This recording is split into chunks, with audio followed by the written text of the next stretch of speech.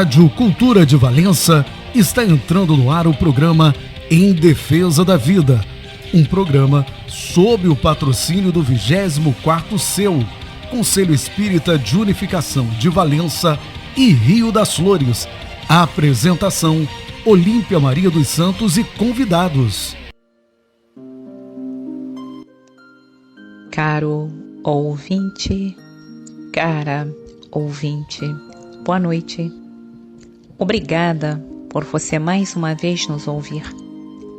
E no mês de outubro, todos os programas estarão em torno do tema Reencarnação, rumo ao progresso. E iniciando esse assunto, temos hoje a querida amiga Fátima Costa com o tema Necessidade da Reencarnação. Boa noite, meus irmãos. Mais uma vez aqui nos encontramos para a reflexão da noite, pedindo a Deus, a Jesus, que nos proteja e nos ampare hoje e sempre. O nosso assunto da noite será o tema do mês sobre a reencarnação. E nós vamos refletir sobre um tema que nós vamos encontrar no Evangelho segundo o Espiritismo, no capítulo 4, ou no Livro dos Espíritos, na segunda parte, também no capítulo 4, que fala da pluralidade das existências, não é? E muitas das vezes nós nos deparamos com alguns questionamentos como estes. Qual a finalidade da nossa existência? De onde viemos? O que fazemos na Terra? Para onde vamos? Por que tanta desigualdade? Estas dúvidas inspiram, desde sempre, especulações teológicas e filosóficas. Mas para nós, que abraçamos a doutrina espírita e estudamos os livros da codificação kardeciana, nós já possuímos uma base que nos oferece uma visão objetiva dos destinos humanos sem fantasias. Nós aprendemos que a principal finalidade da jornada terrestre é nossa evolução, com a conquista de valores, de cultura e virtude, a caminho de uma comunhão autêntica com Deus, a meta suprema de nossas almas. Dores, atribulações, dificuldades, problemas que aqui enfrentamos fazem parte do nosso aprendizado. Quando nós desbastarmos as imperfeições mais grosseiras, nós poderemos dispensar essas lixas grossas, isto é, esse corpo físico, que é composto de matéria grosseira, iremos habitar planos mais altos do infinito. Então nós vamos ver, meus irmãos, que é muito mais fácil nós aparentarmos virtude, menos convidativo exercitá-la. E isto já acontecia no tempo de Jesus, não é? Principalmente entre os fariseus, que julgavam que comparecer à sinagoga, efetuar sacrifícios de animais e aves, oferecer o dízimo, cumprir as disciplinas do culto, respeitar o sábado, jejuar e outras práticas formais, seria suficiente para se ter a consciência tranquila e merecer as graças de Jeová. Mera tradição. O mestre reiterava que os aspectos exteriores da religião são secundários. O que importa realmente é o empenho de renovação, o esforço por cumprir a vontade de Deus, amando e servindo o semelhante. Mas o que é encarnação? Encarnação, meus irmãos, é o processo pelo qual o espírito se reveste temporariamente de um corpo material, que mais tarde deverá abandonar, retornando à condição de desencarnado. Pode parecer estranha, à primeira vista, essa necessidade da consciência espiritual associar-se a um corpo físico material para desenvolver-se. Mas, se nós analisarmos com serenidade e imparcialidade, vemos que não tem nada de estranho, de surpreendente, se levarmos em conta que nesta fase o ser apresenta ainda pouco desenvolvidas a inteligência e as demais potencialidades, mostrando-se mais apto a viver experiências que a matéria proporciona, ao invés de defrontar-se com as amplas perspectivas da vida espiritual. Então isto é encarnação, não é? Quando nos revestimos de um corpo físico. E reencarnação? A reencarnação é quando esse estágio se repete inúmeras vezes, não é? Quando após o desencarne, após um tempo na espiritualidade, nós retornamos a um corpo físico. Nós retornamos inúmeras vezes a essa luta material, vivenciando uma nova personalidade, seja no nome, sobrenome, sexo, nacionalidade, profissão, etc. E essa ideia da reencarnação é muito antiga, fazendo parte da tradição cultural e religiosa dos povos que constituem a humanidade terrestre. Não é invenção da doutrina espírita e foi confirmada por Jesus no seu diálogo com o fariseu Nicodemos, quando ele diz: na verdade te digo que aquele que não nascer de novo não pode ver o reino de Deus. Nós encontramos isso em João, capítulo 3, versículo 3. E no túmulo de Allan Kardec, em Paris, contém esta inscrição: nascer, morrer, renascer ainda e progredir sem cessar. Tal é a lei. Então a reencarnação, ela é aceita como lei natural, que favorece a evolução do espírito, pois em cada existência corpórea, o espírito recebe oportunidade de reparar equívocos cometidos em existências anteriores e para desenvolver novos aprendizados. Cada reencarnação é precedida de todo um planejamento que permite ao reencarnante renascer no meio propício e junto a pessoas onde se faz necessário desenvolver aprendizados e acertos espirituais. A reencarnação, meus irmãos, expressa a justiça e a misericórdia de Deus, que não condenando o infrator, tal como apregou algumas interpretações religiosas, concede ao espírito, não é, a oportunidade de corrigir erros cometidos devido à sua própria ignorância, de não saber medir as consequências das próprias ações, magoando ou prejudicando pessoas. Assim, a reencarnação é, por princípio, o reajuste da consciência culpada perante as leis sábias e amorosas que governam o universo. Os reajustes promovidos e viabilizados pela reencarnação assumem a forma de provas e de expiações, sempre de acordo com os erros cometidos e no âmbito da aquisição moral e intelectual de cada indivíduo. As provas são obstáculos naturais, elas impulsionam o progresso do espírito. Já as expiações são as provas mais difíceis, dolorosas, pelas quais o espírito se submete, decorrente de um endividamento maior. Então, as reparações reencarnatórias ocorrem segundo os ditames da lei de causa e efeito, mas a quitação da dívida pode ser feita pela dor, as provas e provações e expiações, ou pela prática do amor, segundo o ensinamento do apóstolo Pedro, tendo antes de tudo ardente amor uns para com os outros, porque o amor cobre uma multidão de pecados. Pedro, capítulo 4, versículo 8.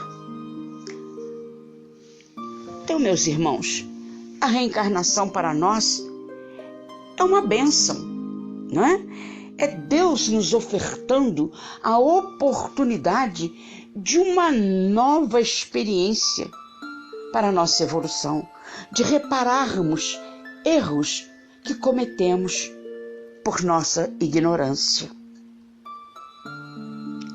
Então nós reencarnamos onde necessitamos estar, num grupo de pessoas com as quais temos débitos, temos dívidas e também temos apreço, carinho por alguns. E nós vamos ver um texto que acho que tem tudo a ver com o que a gente está falando, que está no livro Ideias e Ilustrações, de Francisco Cândido Xavier. São de diversos autores, não é? Nós vamos ver um que fala da reencarnação, que se chama No Reino das Borboletas. Esse texto, meus irmãos, No Reino das Borboletas, é do nosso querido irmão X. Então vamos lá. À beira de um charco, formosa borboleta, fulgurando ao crepúsculo, pousou sobre um ninho de larvas e falou para as pequeninas lagartas atônitas: Não temais, sou eu, uma vossa irmã de raça. Venho para comunicar-vos esperança. Nem sempre permanecereis coladas à erva do pântano. Tende calma, fortaleza, paciência. Esforçai-vos por não sucumbir aos golpes da ventania que de quando em quando varre a paisagem. Esperai. Depois do sono que vos aguarda, acordareis com asas de puro arminho, refletindo o esplendor solar. Então, não mais vos arrastareis presas ao solo úmido e triste. Adquirireis preciosa visão da vida. Subireis muito alto, e vosso alimento será o néctar das flores. Viajareis deslumbradas, contemplando o mundo sob novo prisma. Observareis o sapo que nos persegue, castigado pela serpente que o destrói. E vereis a serpente que fascina o sapo, fustigada pelas armas do homem. Enquanto a mensageira se entregava à ligeira pausa de repouso, ouviam-se exclamações admiradas. Ah, não posso crer no que vejo. Que misteriosa e bela criatura! Será uma fada milagrosa? Nada possui de comum conosco. Irradiando o suave aroma do jardim em que se demorara, a linda visitante sorriu e continuou: Não vos confieis a incredulidade. Não sou uma fada celeste. Minhas asas são parte integrante da nova forma que a natureza vos reserva. Ontem vivia convosco, amanhã vivereis comigo. Equilibrar-vos-ei no imenso espaço, desferindo voos sublimes à plena luz. Libertadas do chavascal, levar-vos-eis felizes. Conhecereis a beleza das copas floridas e o saboroso licor das pétalas perfumadas, a delícia da altura e a largueza do firmamento. Logo após, lançando carinhoso olhar à família alvoroçada, estendeu o corpo colorido e, volitando graciosa, desapareceu. Nisso, chega ao ninho a lagarta mais velha do grupo, que andava ausente. E, ouvindo as entusiásticas referências das companheiras mais jovens, ordenou irritada: Calem-se e escutem. Tudo isso é insensatez, mentiras, divagações. Fujamos aos sonhos e aos desvarios. Nunca teremos asas. Ninguém deve filosofar. Somos lagartas, nada mais que lagartas. Sejamos práticas no imediatismo da própria vida. Esqueçam-se de pretensos seres alados que não existem. Desçam do delírio da imaginação para as realidades do ventre. Abandonaremos este lugar amanhã. Encontrei a horta que procurávamos. Será nossa propriedade.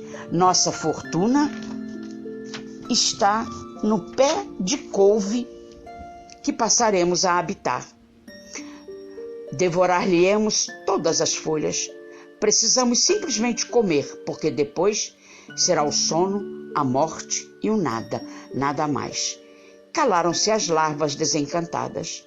Caiu a noite e, em meio à sombra, a lagarta-chefe adormeceu, sem despertar no dia seguinte. Estava ela completamente imóvel. As irmãs, preocupadas, observavam curiosas o fenômeno e puseram-se na expectativa. Findo algum tempo, com infinito assombro, repararam que a orgulhosa e descrente orientadora se metamorfoseara numa veludosa falena voejante e leve. Irmão X nos diz, anotando a lição breve e simples, cremos que há muitos pontos de contato entre o reino dos homens e o reino das borboletas. Meus irmãos, temos muito a ver, não é? Muitos ainda não creem na possibilidade da vida espiritual, no nosso retorno à carne, ao corpo físico. Mas temos, que começar a despertar em nós. Então, meus irmãos, assim como a lagarta-chefe não acreditava numa outra forma de existência, nós temos irmãos nossos, adeptos da teoria da unicidade das existências. Teoria esta pela qual o espírito viveria uma só vez na forma carnal e teria sua sorte definitivamente selada após a desencarnação, defrontando-se então com o terrível dilema: bem-aventurança eterna ou condenação eterna. A razão indica, e os bons espíritos nos ensinam, que a doutrina da reencarnação é altamente consoladora, porque é através dela o homem compreende que Deus é justo, misericordioso, é a expressão mais elevada de amor e de bondade. Pela lei da reencarnação, a alma que não alcançou perfeição na vida corpórea terá pela frente oportunidade de novos renascimentos no corpo físico, para prosseguir no roteiro que lhe foi traçado, a fim de alcançar a perfeição, que é o objetivo de todo espírito.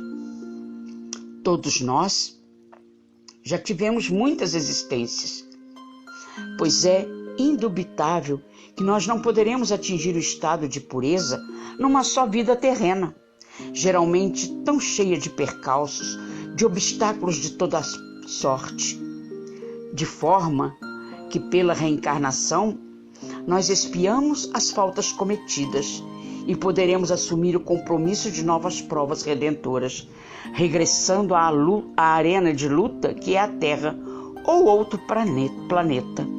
Deus quer que seus filhos se tornem um dia, no decurso da eternidade, espíritos bem-aventurados e puros. A reencarnação não sofre limitações para o homem que habita este mundo. Ela acontece enquanto ele não tiver atingido o mais elevado índice evolutivo comportado pelo nosso planeta. Aí, quando tiver superado toda a gradação evolutiva da Terra, ele reencarnará no mundo imediatamente mais elevado. Jesus, admitiu e confirmou isso em 3 passagens da sua vida: a volta do espírito a um novo corpo carnal. Fê-lo não obstante, sem ter utilizado a palavra reencarnação, pois este vocábulo, adotado por Allan Kardec em O Livro dos Espíritos, para transmitir os ensinos dos espíritos superiores sobre a pluralidade das existências. Então, a primeira dessas passagens, em que admitiu O renascimento em outro corpo ocorreu quando Jesus respondeu 2 enviados de João Batista que ele mesmo, ou seja, o próprio João, é o Elias que havia de vir, segundo a anotação de Mateus no Novo Testamento. Ao dizer que João Batista é o Elias que havia de vir, explicitamente, Jesus confirma o retorno do Espírito a um novo corpo, que nada tem a ver com o anterior. A segunda vez, Jesus nos fala de reencarnação foi no Monte Tabor, após a sua transfiguração, estando presentes Pedro, João e Tiago. Nesta oportunidade, segundo o relato de Marcos, ele conversou com os espíritos de Elias e Moisés. E a terceira passagem, como eu já me referi, foi o diálogo de Jesus com Nicodemos, quando ele foi questionado pelo doutor da lei sobre o que seria necessário para alcançar o reino dos céus. Em outras palavras, a perfeição espiritual. E Jesus sentenciou: na verdade, te digo que aquele que não nascer de novo não pode ver o reino de Deus. Diante dessa resposta, Nicodemos diz: como pode nascer um homem já velho? Pode tornar a entrar no ventre de sua mãe para nascer pela segunda vez? E Jesus responde, entre outros esclarecimentos, afirmando: não te admires de que eu te haja dito ser preciso que nasças de novo. Estamos nós, meus irmãos, reencarnados aqui neste planeta, onde aprendemos que precisamos evoluir, mas para que isso aconteça, nós devemos vivenciar no nosso dia a dia os ensinamentos do Mestre Jesus, que para nós ainda é difícil, não é? Por trazermos conosco o orgulho, o egoísmo, a vaidade, a inveja e tantas outras mazelas que impedem o nosso melhoramento. O espírito, meus irmãos, ele se purifica à medida que ascende na escala evolutiva. Assim sendo, o número de reencarnações não é o mesmo para todos os espíritos, porquanto vai depender do esforço que cada um faz em prol do seu aprimoramento moral, espiritual e intelectual. A cada nova existência, o espírito dá um passo adiante na senda do progresso. E uma vez que chegue a ficar livre de todas as impurezas, não mais terá necessidade de novas vidas corporais. O que se pode dizer é que as reencarnações sucessivas variam de espírito para espírito e são muito numerosas, porquanto o progresso é infinito. A reencarnação do espírito é uma necessidade imperiosa para que ele possa realizar, com a ajuda do elemento material, os propósitos que Deus espera que ele realize. É necessário que ele venha colimar, isto é, pretender a perfeição. A reencarnação é um estado transitório. Acontece no princípio da existência como prova inicial para aprender a aplicar o livre-arbítrio. Os que executam com zelo as tarefas que lhes são conferidas sobem rapidamente e de maneira bem menos penosa ou atribulada os primeiros degraus da evolução. Aqueles que retardam a caminhada, fazendo mau uso do livre-arbítrio, retardam, infelizmente, o seu ciclo evolutivo e têm que experimentar, muitas vezes, amargas decepções pela obstinação da prática do mal. Eles podem prolongar sensivelmente a necessidade de reencarnarem. Neste caso, a reencarnação se torna uma espécie de penalidade. E Jesus, o seu ponto principal nas pregações era sobre a vida eterna.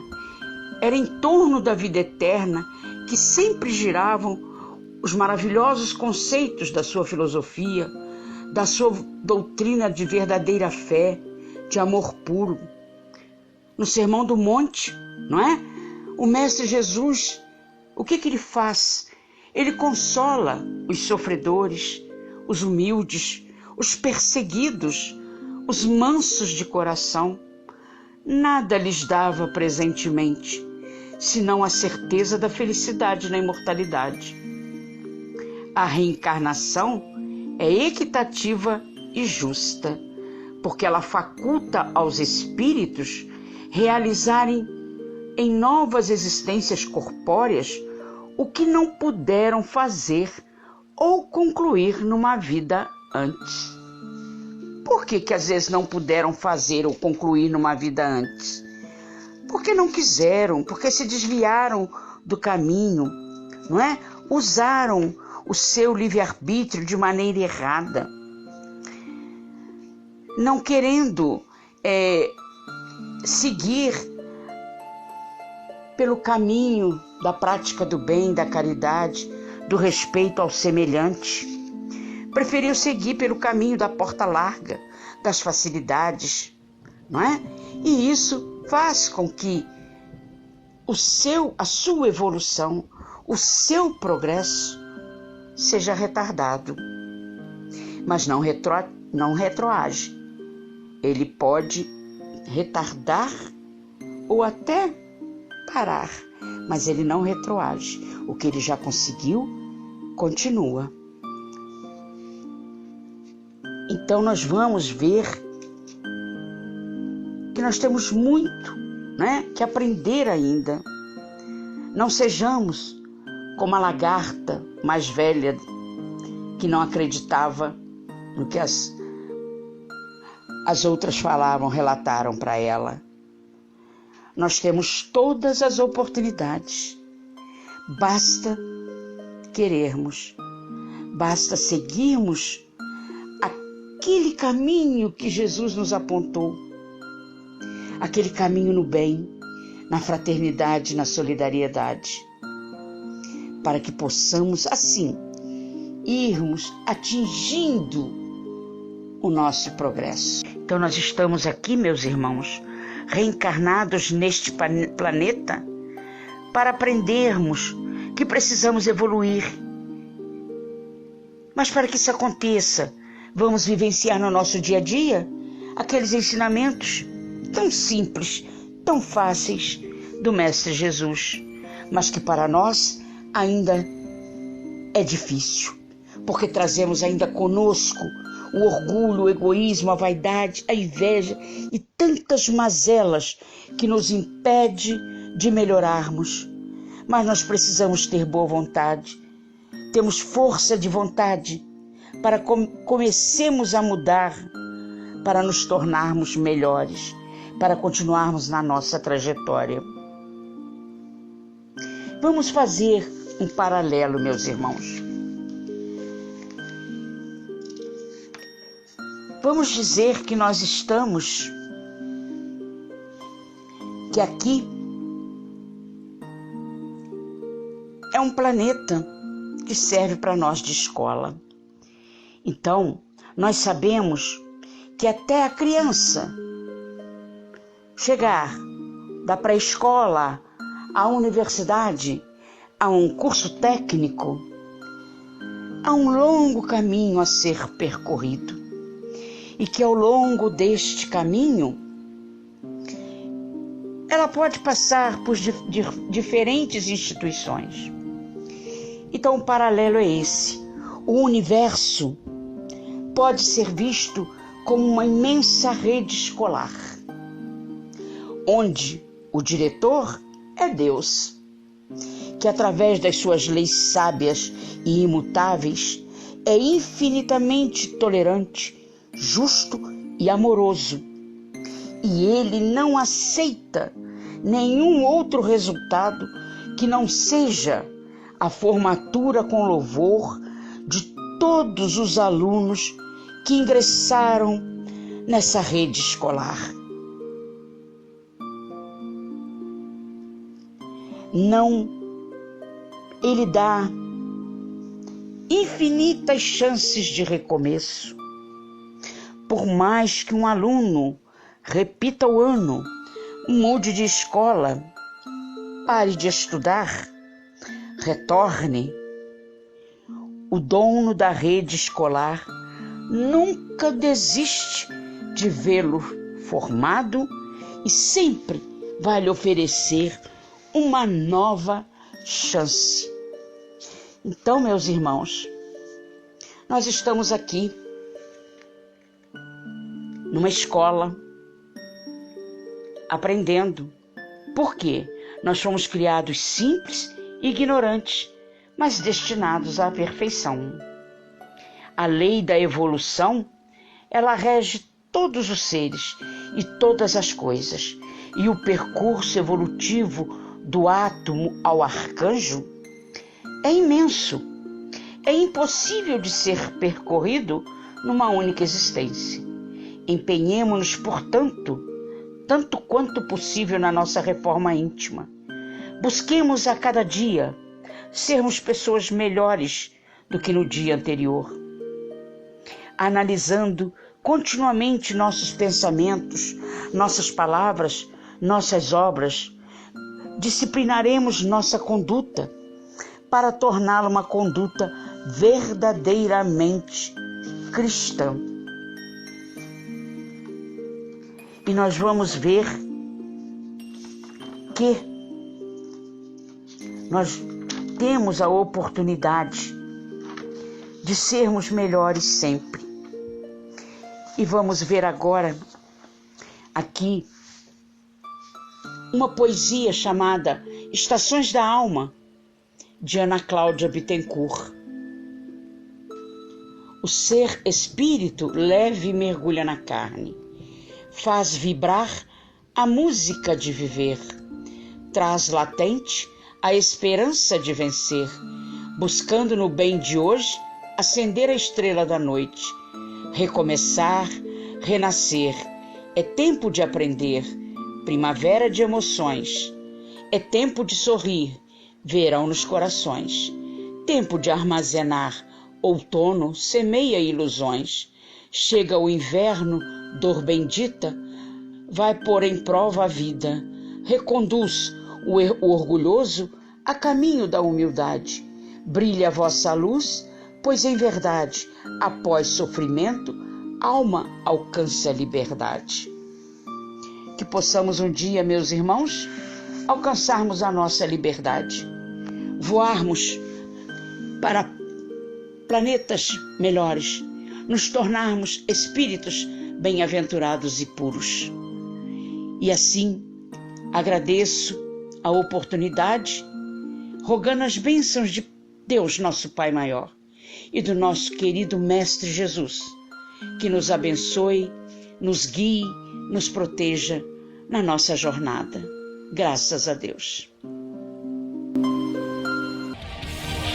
Você ouviu na Rádio Cultura de Valença, Em Defesa da Vida, um programa sob o patrocínio do 24º CEU, Conselho Espírita de Unificação de Valença e Rio das Flores. A apresentação, Olímpia Maria dos Santos e convidados.